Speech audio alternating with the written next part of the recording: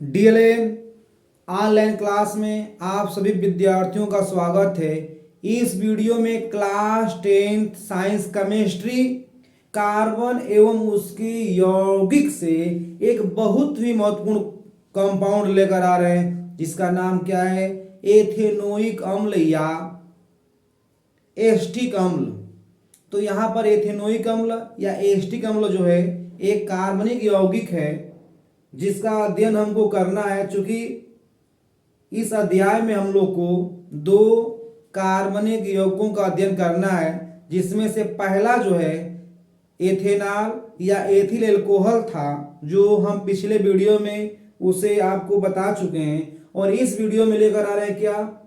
Carboxylic group का सदस्य जो है एथेनोइक अम्ल या एथिल एल्कोहल है, जिसको हम बिल्कुल आपको इजी ढंग से समझाएंगे। ध्यान देना है, चूंकि एस्टिक अम्ल जो होता है, एस्टिक अम्ल का 3 से 4% सॉल्यूशन को हम सिरका के नाम से जानते हैं। सिरका के नाम से जानते हैं। शुद्ध एस्टिक अम्ल का गलनांक जो होता है वो 290 केल्विन होता है। 290 केल्विन होता है।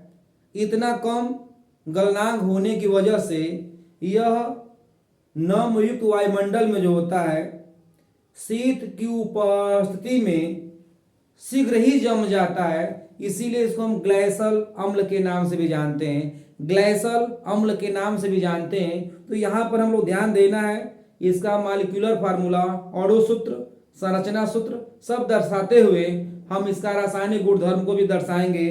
तो यहाँ पर हम लोग ध्यान देना है, यहाँ पर हम इसका बना रहे हैं मॉलिक्यूलर फार्मूला। एथेनोइक अम्ल का अणु सूत्र जो होता है C2CH3COOH, ये है एस्टिक अम्ल। क्या है इसका नाम? एस्टिक अम्ल। या इसे हम लिख सकते हैं क्या? या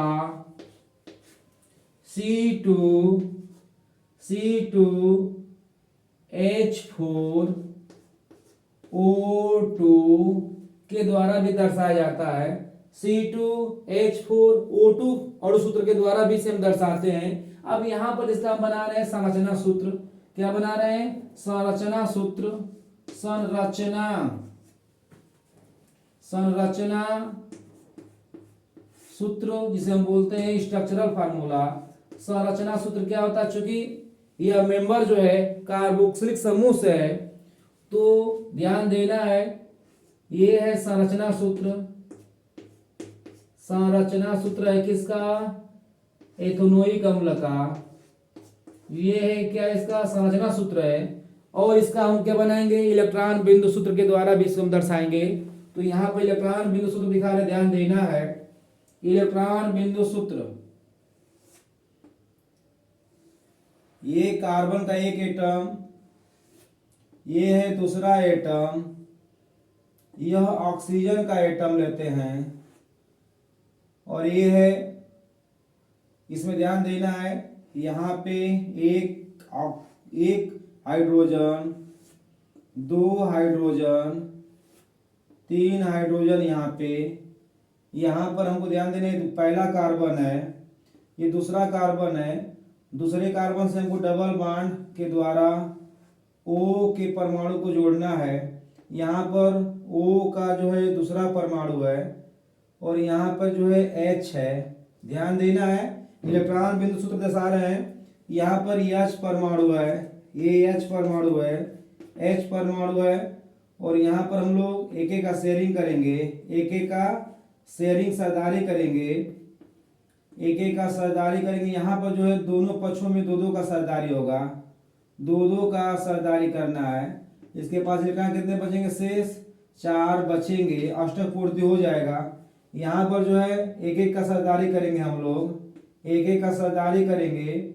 ऑक्सीजन के पास 4 इलेक्ट्रॉन सेपरेट बचेंगे, और यहाँ पर भी हम लोग एक एक का सरदारी कर देंगे। यहाँ पर इसे हम बोलते हैं इलेक्ट्रॉन बिंदु सूत्र के नाम से जानते हैं। अब ये ध्यान देना है, इसका हमको इस अध्याय में पढ़ना, चूंकि हम बता चुके हैं, इसका जो होता है गलनांक, जो होता है गलनांक, गलनांक कितना होता है 290 केल्विन। 290 केल्विन इसका गलनांक होता है। जबकि हम बोले थे 3 से 4% बिलियन को क्या बोलते हैं हम लोग, सिरका के नाम से जानते हैं। क्या कहते हैं, सिरका, सिरका के नाम से जानते हैं। यानी एस्टिक अम्ल का 3 से 4% सॉल्यूशन को क्या कहते हैं, सिरका कहते हैं। शुद्ध एस्टिक अम्ल का गलनांक जो होता है 290 केल्विन होता है। इतना कम गलनांक होने की वजह से यह नमी युक्त वायुमंडल में या नमी युक्त वातावरण में जो होता है शीघ्र जम जाता है। तो इसी कारण से इसका नाम क्या पड़ गया, ग्लेशियल अम्ल। क्या नाम पड़ गया इसका, ग्लेशियल, ग्लेशियल अम्ल के नाम से भी इसे हम जानते हैं। चूंकि यह खनिज अम्लों के सापेक्ष जो होता है यह दुर्बल अम्ल होता है, क्योंकि खनिज अम्लों का आयनन जो होता है पूर्ण रूप से होता है। इसीलिए खनिज अम्ल जो होते हैं इसके सापेक्ष क्या होते हैं, प्रबल अम्ल होते हैं। जबकि कार्बोक्सिलिक अम्ल में जो एस्टिक अम्ल है वो दुर्बल अम्ल होता है। तो चलते हम ध्यान देना है, इसका हमको पढ़ना है, प्रॉपर्टीज पढ़ना है, रासायनिक गुणधर्म पढ़ना है। तो रासायनिक गुणधर्म में हम लोग सबसे पहले इसका रासायनिक गुणधर्म कौन सा पढ़ेंगे, एस्टरीफिकेशन यानी एस्टरीकरण पढ़ेंगे। ध्यान देना है, ये कंपाउंड बहुत एग्जाम के लिए मोस्ट है। तो चलते हैं क्या लेकर हम लोग पढ़ेंगे, इसका प्रिपरेशन पढ़ना नहीं है, पढ़ना क्या है हमें, इसका केमिकल प्रॉपर्टीज बताएंगे, रासायनिक गुणधर्म। इसका रासायनिक गुणधर्म पढ़ेंगे। और एग्जाम में याद रखना है 2 ही कंपाउंड है, दोनों में से एक निश्चित तौर से आना ही है, चाहे एथिल अल्कोहल आ जाए चाहे एस्टिक अम्ल आ जाए, लेकिन एक तो आना ही है। तो चलते हैं रासायनिक गुणधर्म में, हम चलते हैं रासायनिक गुणधर्म, रासायनिक गुणधर्म, गुणधर्म जिसे हम बोलते हैं केमिकल प्रॉपर्टीज के नाम से जानते हैं। रासायनिक गुणधर्म क्या बोलते हैं, chemical properties, chemical properties, chemical properties में हम लोग को पढ़ना है। पहला जो प्रॉपर्टीज पढ़ेंगे हम लोग वो है नंबर 1। नंबर 1 में पढ़ेंगे हम लोग एस्टर का निर्माण, एस्टर का निर्माण। तो यहां पर हम लोग इस एथेनोइक अम्ल के द्वारा एस्टर का निर्माण करेंगे, एस्टर का निर्माण। तो ध्यान देना यहाँ पे, यानी कार्बोक्सिलिक में ना एस्टिक अम्ल, एस्टिक अम्ल, एस्टिक अम्ल एथिल अल्कोहल से क्रिया करके एथिल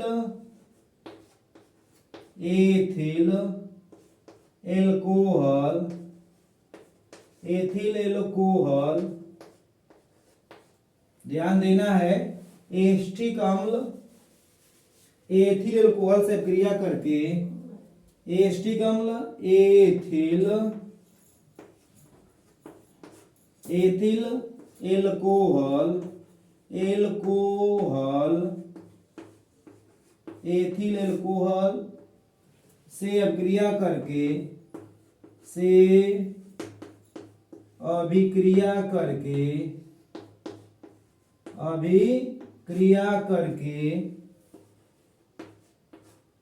एथिल एसीटेट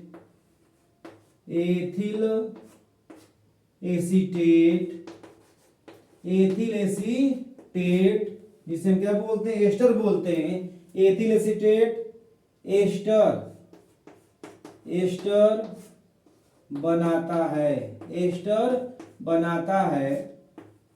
ये एस्टिक अम्ल का पहला रासायनिक गुणधर्म है। एस्टिक अम्ल जो है एथिल अल्कोहल से क्रिया करके एस्टर के रूप में एथिल एसीटेट का निर्माण करता है। तो इस अभिक्रिया को क्या बोलते हैं हम लोग, एस्टरीकरण बोलते हैं। क्या बोलते हैं, एस्टरीकरण के नाम से भी इसे हम जानते हैं। इक्वेशन लेकर आ रहे हैं, ध्यान देना है, केमिकल इक्वेशन लेकर आ रहे हैं, CH3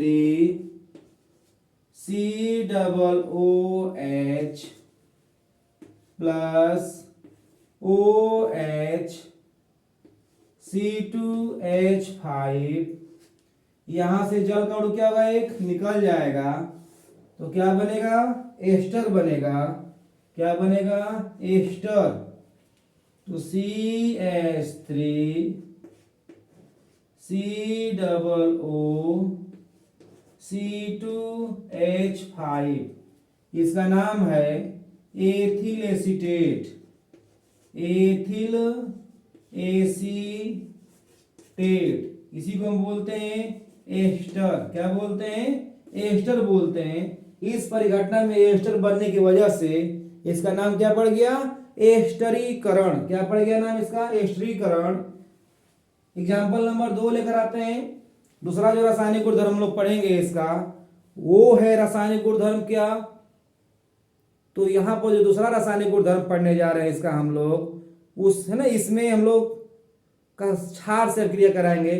क्षार से अभिक्रिया कराने जा रहे हैं, ध्यान देना है। तो जो दूसरा रासायनिक गुणधर्म होगा इसका, उसमें हम लोग एस्टिक अम्ल का क्षार से अभिक्रिया कराएंगे। तो क्या बनेगा, चूंकि जिस प्रकार से खनिज अम्ल क्षार से अभिक्रिया करके साल्ट और जल बनाते हैं, तो यहां पर भी कार्बोक्सिलिक अम्ल जो होता है अम्लीय गुण वाला कंपाउंड है। अतः कास्टिक सोडियम हाइड्रोक्साइड से क्रिया करेगा तो क्या बनेगा, क्षार बनेगा, और साल्ट बनेगा, और क्या बनेगा, और बनेगा जल। तो चलते हैं हम लोग, है ना, यानी सोडियम हाइड्रोक्साइड से क्रिया कराएंगे, क्षार से क्रिया। दूसरा रासायनिक गुणधर्म हम लोग पढ़ेंगे, क्षार से अभिक्रिया। क्षार से क्रिया हम लोग कराएंगे, इसका तो ध्यान देना है। खनिज अम्लों की बातें, खनिज अम्लों की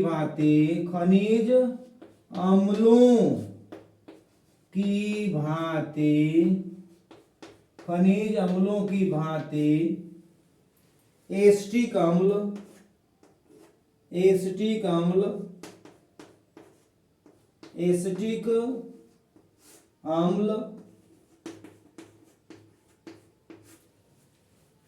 सोडियम हाइड्रोक्साइड से क्रिया करके सोडियम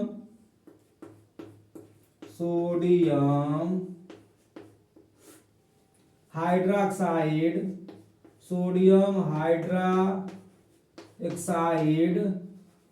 जिसे हम बोलते हैं कास्टिक सोडा, सोडियम हाइड्रोक्साइड से क्रिया करके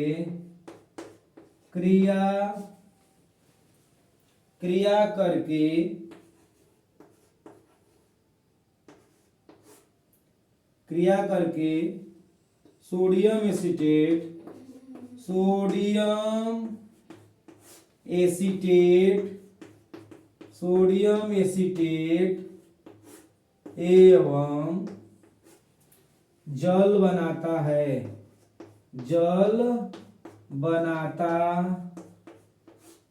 ये दूसरा रासायनिक गुण है, यह इसका दूसरा रासायनिक गुण धर्म है। समीकरण लेकर आने, ध्यान देना है।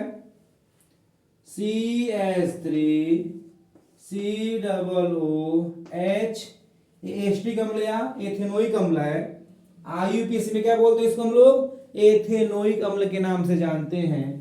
तो एथेनोइक अम्ल प्लस NaOH, तो बनेगा क्या, बनेगा CH3 COO Na plus H2O, इसका नाम क्या है, सोडियम एसीटेट,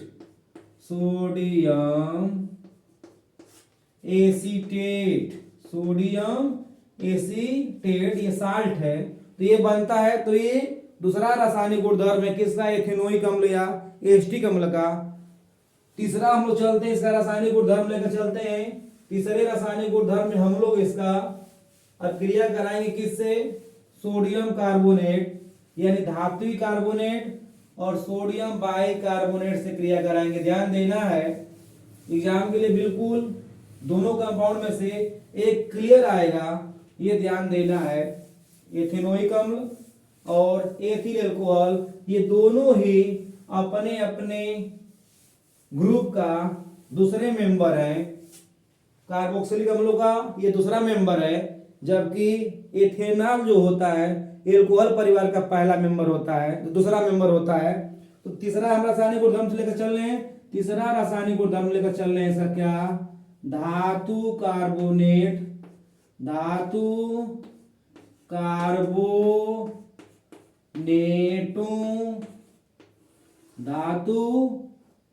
धातु कार्बोनेटों एवं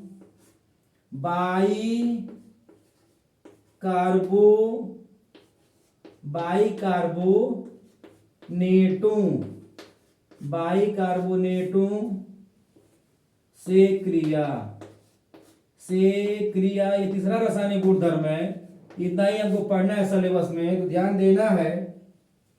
पहले हम लोग ध्यान देना है एस्टिक अम्ल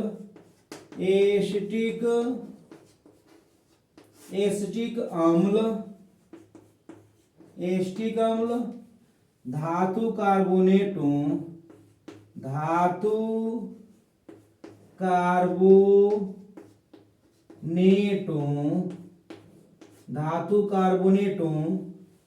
एवं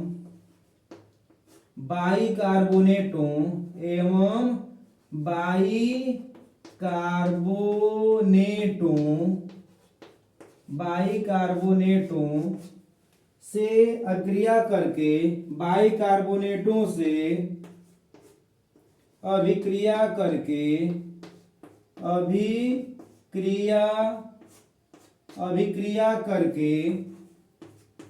अभिक्रिया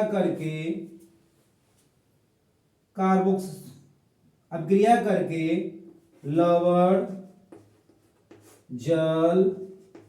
लवण जल एवं कार्बन डाइऑक्साइड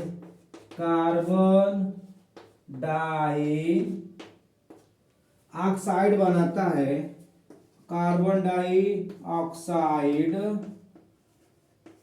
डाइऑक्साइड बनाता है। तो यहाँ पर ध्यान देना हमको, यहाँ पर हम लोग धातु कार्बोनेटों से और धातु बाइकार्बोनेट से क्रिया कराएंगे। तो यहाँ पर धातु कार्बोनेट के रूप में कौन लेंगे? Sodium carbonate. तो ध्यान देना है, हम यहाँ पर क्रिया लिख रहे हैं, ध्यान देना है। CH3, अब क्रिया लेकर आ रहे हैं, ध्यान देना है। CH3 COOH इथेनोइक अम्ल प्लस NaOH, ध्यान देना है। तो बनेगा CH3 COO Na plus H2O plus CO2। ध्यान देना है, यहां से हमको सोडियम एसिटेट, ये सोडियम एसिटेट साल्ट बनेगा, सोडियम एसिटेट क्या बनेगा? सोडियम एसिटेट साल्ट बनेगा, साथ में कार्बन डाइऑक्साइड और जल बनेगा। यहाँ पर हम लोग 2 से गुणा कर देंगे तो हमारा समीकरण क्या हो जाएगा? बिल्कुल बैलेंस हो जाएगा। तो ये हमारा समीकरण नंबर, यानी यहाँ पर हम लोग एस्टिक अम्ल का धातु कार्बोनेट से क्रिया कराए हैं। दूसरा इक्वेशन जो लेकर आ रहे हैं उसमें एस्टिक अम्ल का धातु बाइकार्बोनेट यानी सोडियम बाइकार्बोनेट से क्रिया कराएंगे, ध्यान देना है। तो एक यहाँ पर लेते हैं sodium CH3 COOH plus NaH, ध्यान देना है। यहां पर हम लोग क्या कराते हैं? एस्टिक अम्ल का धातु कार्बोनेटों से क्रिया कराते हैं, ध्यान देना है। धातु कार्बोनेट से क्रिया कराना है, धातु कार्बोनेट, तो Na2CO3, ये क्या है? धातु कार्बोनेट है। समीकरण मिस्टेक हुआ था, ध्यान देना है, गलती नहीं करना है। तो यहां से हम लोग 2 सोडियम हटाएंगे, लेकर आएंगे, तो यहाँ पर 2 गुणा कर देंगे तो हमारा हो जाएगा सोडियम एसिटेट बनेगा, और साथ में क्या बनेगा? H2O बनेगा और CO2 बनेगा। यहां से हम एक वो निकाल देंगे, यहाँ से एक O निकाल देंगे तो CO2 बचेगा, और यहाँ से एक O निकाल कर हम लोग क्या करेंगे, 2H यहाँ से निकाल देंगे तो जल बन जाएगा। समीकरण क्या हुआ, बिल्कुल क्लियर हुआ। और यहाँ पर लेते हैं CH3COOH प्लस NaHCO3, ये सोडियम बाइकार्बोनेट है, ये सोडियम कार्बोनेट है, सोडियम कार्बोनेट जिसे हम बोलते हैं धातु कार्बोनेट, सोडियम कार्बोनेट। और यहां पर हम लेते हैं क्या, सोडियम बाइकार्बोनेट,